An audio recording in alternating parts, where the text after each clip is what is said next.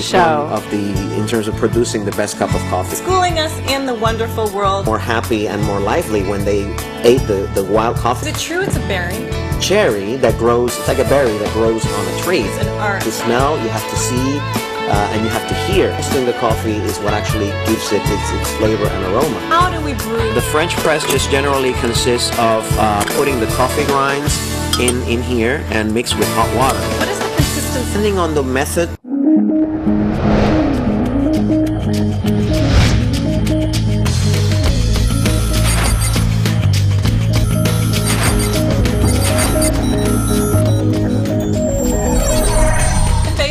I'm your host, Janice Robb, and millions of people all around the world jumpstart their morning with a cup of Java, also known as coffee. And our guest today will be walking us through and schooling us in the wonderful world of coffee. I'd like to welcome to our studio today the Managing Director of Discover Puerto Rico, Mr. Jose Ledesma. Welcome, sir. Thank you. Thank you very much. Good. Welcome to Guangzhou. I hear that you're new here. Yes, thank you. Yeah, I've been here for a few months, but I have actually been traveling through South China for more than 8 years. Excellent. So, Jose, people have been drinking coffee for hundreds of years. Am I right? Yes. So tell us a bit about the history, if you don't mind. Yes, coffee actually started as a wild plant in Ethiopia. It's been growing there for, probably millions of years. And a few hundred years ago, it's a legend. It's a legend of Kafa, which is a farmer. He's actually a goat herder. And he actually discovered that the goats that he was herding would tend to become more happy and more lively when they ate the wild coffee beans that were on the trees. Wow. And then after that, the local people, they developed a sort of ritual to sort of prepare the coffee and roast it. And actually roasting the coffee is what actually gives it its flavor and aroma. Okay. And most of this was discovered in East Africa several hundreds of years ago. Now, the actual way that coffee spread around the world was after the coffee was introduced into Europe through Vienna by the Turkish. Then the coffee culture in Europe developed. And then as the European explorers traveled all around the world, they discovered other areas where coffee could be grown, and that's where the coffee really spread all around the world. Wow, this is exciting. And Yes. so as it spread, what countries produced the largest amounts of coffee? Well, as of this time, Brazil and Vietnam are the two of the largest producers of coffee. And there's other large producers, such as Colombia, which are also known to produce large amounts of coffee. But there's also, in terms of quantity, but also in terms of quality, there's also the countries that produce some of the best coffee. And then, of course, Puerto Rico is one of them. Of course. But then you also have Jamaica, you have the state of Hawaii, you have Ethiopia, and there's a lot of countries in East Africa that produce excellent coffees as well. I love hearing a little bit about the history. So, Jose, how does the coffee go from the tree and end up into our cup? What's the process? Can you enlighten us on that? It's a very complicated process, actually. Coffee is one of the most complex single food products or ingredients in the world. Is it true it's a berry? Yes, it's a cherry that grows. It's like a berry that grows on a tree, so it's a fruit. Okay. And it looks. We actually have some pictures. It looks green, but then when it ripens, it turns red. Wow. And then it's picked by hand, and then the seed is actually removed from inside the berry. It is washed. It is placed in water overnight for it to ferment, much like wine is produced. Okay. And then that seed is dried in the sun. And then also it takes about a week to dry in the sun. And then after that, there is a very complex selection process to select the coffee by the size of the bean or by the type of the bean, the shape of the bean, in order to have the same beans all put together. And usually this requires many different passes, and usually people have to handpick each coffee bean by hand. Not done yet, right? So this has to be selected and passed by hand to make sure that all of the defects are removed. Okay. And, we actually follow the standards of the Specialty Coffee Association of America, which has a very strict set of standards to say which beans can pass and which cannot. And these are international standards. So once you have your green beans ready, then you need to roast them. And that is also a very complex process, which, has a completely different, it's a whole different industry of roasting coffee. And for example, when you hear of Italian coffee, yeah, coffee doesn't grow in Italy, but they roast the coffee in Italy. And why exactly is it roasted in Italy? Is it roasted in every country? Yeah, every country roasts coffee. Actually, you can even roast coffee in your own home. And roasting is an art, I understand, right? Yes, yes. It's more of an art than a science. There is a lot of science that goes into it, but it actually combines, it's a combination of all the senses, because you have to smell, you have to see, and you have to hear also when you roast the coffee beans. Now, I know our viewers at home will be very interested in your opinion on how do we brew the best cup of coffee. What do you recommend? Well, there's every country, every culture has various methods to produce coffee. But in general, all around the world, two of the top brewing methods for coffee are the French press, which I have two different models here. The French press just generally consists of putting the coffee grinds in here and mixed with hot water. Okay. But actually, first of all, let's go back a minute. I always recommend that people grind the coffee just before drinking, and that they buy the coffee in the coffee beans, because then if they buy the coffee in the coffee beans, they're able to see the quality of the coffee, and also by grinding the coffee 5 minutes before brewing, it gives you the best aroma and freshness. And what are we looking for when we're looking for a quality bean? Well, in general, you're looking for the evenness of the roast. You're looking for a roast that's not too dark, and above all, I mean, you should know where your coffee comes from. Okay. You know, and that's, we talked earlier about the Italian roasters. You know, a lot of these Italian roasters have a secret formula where they're roasting coffee from like 11 different countries. They don't tell you which coffee is coming from where, and there's no traceability to where the coffee is coming from. Okay. But in our case, the coffee from Puerto Rico, the coffees that I work with, they're all 100% pure estate coffees. So in that case, you can see in terms of the uniformity of the bean and the evenness of the roast, and the bean should actually be very large before grinding. So if you get the bean, the whole bean, before you roast, you can check the quality.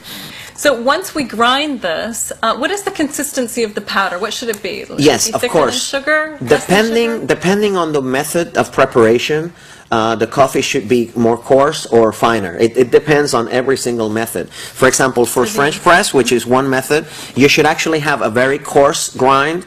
So it's actually more coarse than sugar even. So you know, because otherwise this filter, this uses a metal filter that tends to get clogged if you grind the coffee too fine. So when do we use a fine grain? The fine grain is used for espresso, generally. So in that case, you actually need to use a special grinder to grind coffee for espresso, because it needs to be a very fine but a very accurate grind, so that even if you look at it through a microscope, you can see that it's a very even grind. Okay. You know, now another method of making coffee is siphon, which is actually... This is interesting. It's like a lab, a beaker this was science lab. Yeah, it does. And every time I get on an airplane with this, people really, they look at me like, hey, you know, where are you going? Scientist. Yeah.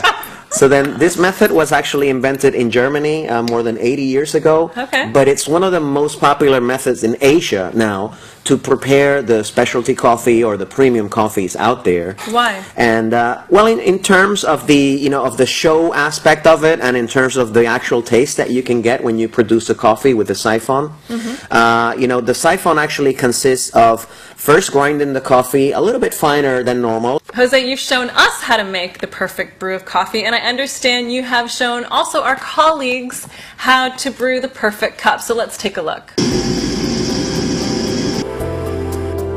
Siphon.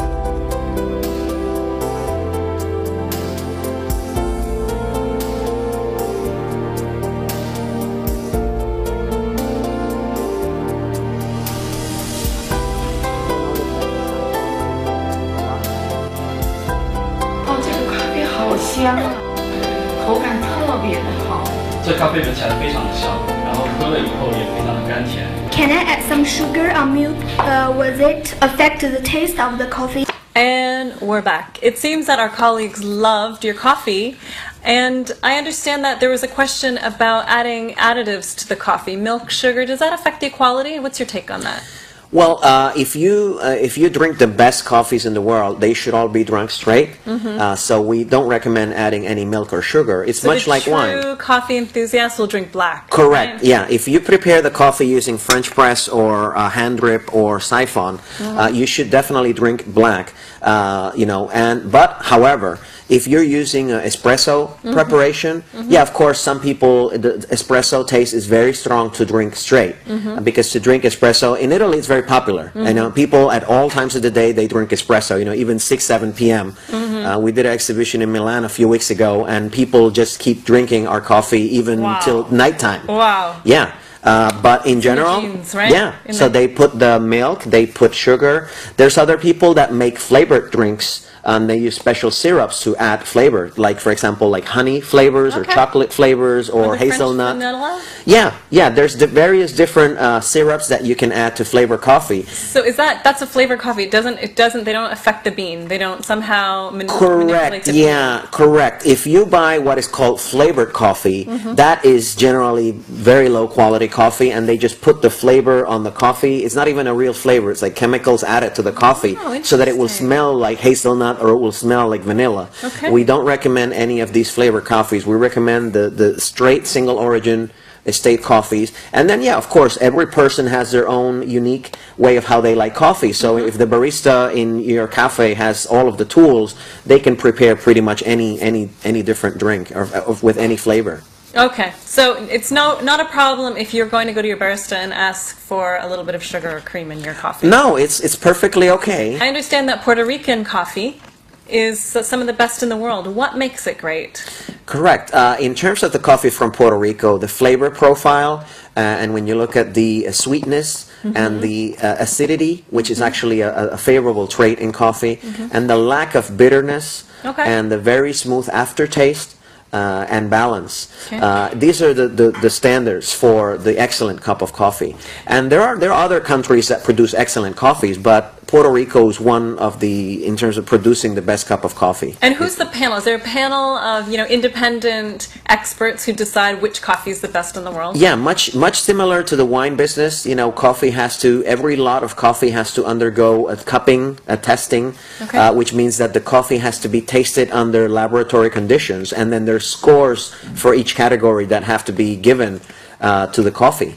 And the coffees that we're working with, they're all specialty grade, which means that they're specialty according to the standards of the Specialty Coffee Association of America. So there's a very strict set of standards that we have to follow in order to ensure that the coffee can be of the best quality. Oh, it's interesting.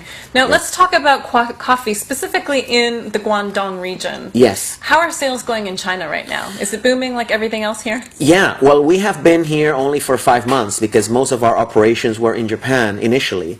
But in Guangdong, what you see is the cafe culture is developing very fast. But what we see, though, is a lot of the very good, excellent coffees from abroad are not still here in Guangdong. So what we're seeing is we're supplying a lot of these cafes that really do care about having the excellent coffee. We're supplying them with these Dorado beans from Puerto Rico.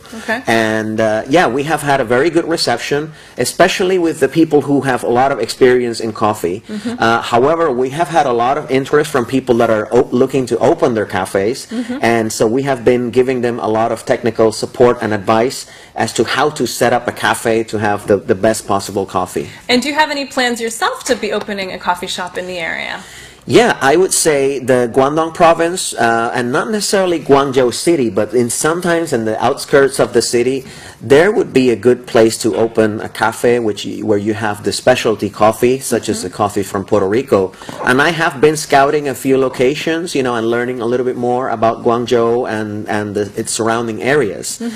So very soon I may be opening a cafe. There are many coffee shops at the moment, as we're seeing popping up here and there. What specific theme would you have going on in yours? Well, because Puerto Rico coffee has a history of being supplied to the royalty in Europe and to the Vatican in Rome, the concept would be more of a European or French architecture and decoration indoors. So it's going to be definitely very high-end, yeah, with the wood paneling and the carpets and chandeliers and stuff like that. Generally, the concept that we're trying to do is is a very luxury concept, you know, and where, you know, generally, you know, very few people can have the privilege or the, you know, the ability to drink this coffee, and we want to make the experience as unique for them and as memorable as possible.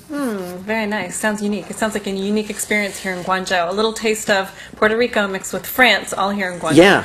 Jose, we accompanied you on your first coffee tasting event at Backstube German Bakery. How was that? Yeah, it went excellent. We actually had more than 65 people show up, wow, including the Consul General of the United States. You know, we do get a lot of support from the U.S. government, and their active participation in our event was very helpful. We also had a lot of the food and beverage directors of many five-star hotels in Guangzhou. Wow, excellent. Yeah, so that is a very big market that we're trying to get into. And let's hear what the people at the event had to say. Puerto Rico coffee enjoys very consistent forms of climate, and the terrain is very good. The soil is very good. The way it's being produced, that you have a real quality, and you know where it's coming from. Smooth. It's a lot smoother than I thought. It doesn't taste like bitter or anything that I usually taste. She looks happy, so I think the food will be fine. I know, as I mentioned, I saw lots of things that my grandmother used to make. So my grandmother was German. And so I will have a chance now to enjoy those again, thanks to Backstube. We're at the German bakery here, Backstube, to do a very brief introduction of Puerto Rico coffee and also a tasting, so where you can taste the different ways to make the coffee from Puerto Rico. We have invited very exclusive members of the five-star hotel food and beverage managers, and we have also some of our other customers here as well, which are, some of them are managers or owners of cafes in the area. Puerto Rico, first, is a territory of the United States, so we do get the full support and financial support of the U.S. government in order to set up some marketing programs in Asia. About the cakes that you paired the coffee with, was this an intentional thing, or how did you choose the pairings? Yes, each one of our coffees has a very unique taste. It's similar to wine. You know, not all of wines from France taste the same. So with coffee, it's the same thing. We do the coffee dessert pairing in various restaurants and cafes, where each, for example, if we have a coffee that has a very strong chocolate profile or caramel, we would pair it with a specific type of dessert or pastry. Like what? Not chocolate, anything but chocolate, right? Yeah, well, actually, we have some coffees that have like a sort of like a caramel and vanilla taste. Okay. And at the Backstube German Bakery, they did have some type of cakes and desserts that combined very well with the coffees that we were serving. Very nice. And Jose, you've been here for 3 months already, so what a perfect opportunity for you to show us how you feel about Guangdong in our segment, Guangdong in Your Eyes. What did you bring to show us today? Yes, you know, I'm in the food business, and I appreciate food very, very much. And I have been exposed to Cantonese cuisine for at least more than 15 to 18 years, because Cantonese cuisine is famous all around the world. It has some of the best tasting food of all Chinese food, and because of the fact that there has been a lot of emigration from Guangdong province and Hong Kong throughout the whole world for the last 200 years, you can find Cantonese food everywhere. But the best Cantonese food, of course, is in the Guangzhou area. Right. And I brought, one of my specialties is dim sum, which is very unique to Guangdong province, you know. And I brought this hargao, which this is a shrimp dumpling, very famous to everybody who has been to the dim sum. And this is very special for me just because in terms of the flavor and the characteristics of the Cantonese food. I mean, I've traveled all around China. You know, I've traveled, I've only been living here for about 3 months, but I've been traveling all around China for more than 8 years. Wow. And in terms of the Cantonese food, I really don't have any problem living here. I can eat this every day. It's wonderful, and and it's famous all around the world. And it's one of the reasons why, you know, I'm in this area, just because of the food. Much. Yeah. I know, it's amazing. Brings us to my favorite part of the show, quiz time, when you viewers at home get a chance to win some super cool prizes by answering some really easy questions. And our question of the day is, Jose? What is the country in the world that produces the most coffee? Is it A, Brazil, B, Indonesia, C, Colombia, or D, Puerto Rico? If you have watched our show carefully, you will definitely know the answer. And if you know it, just drop us a line on the email that you see on the screen, and you can win a prize. So, Jose, I'd like to thank you so much for coming today. It was a pleasure to have you, and please join us again. Yes, thank you very much. Thank you.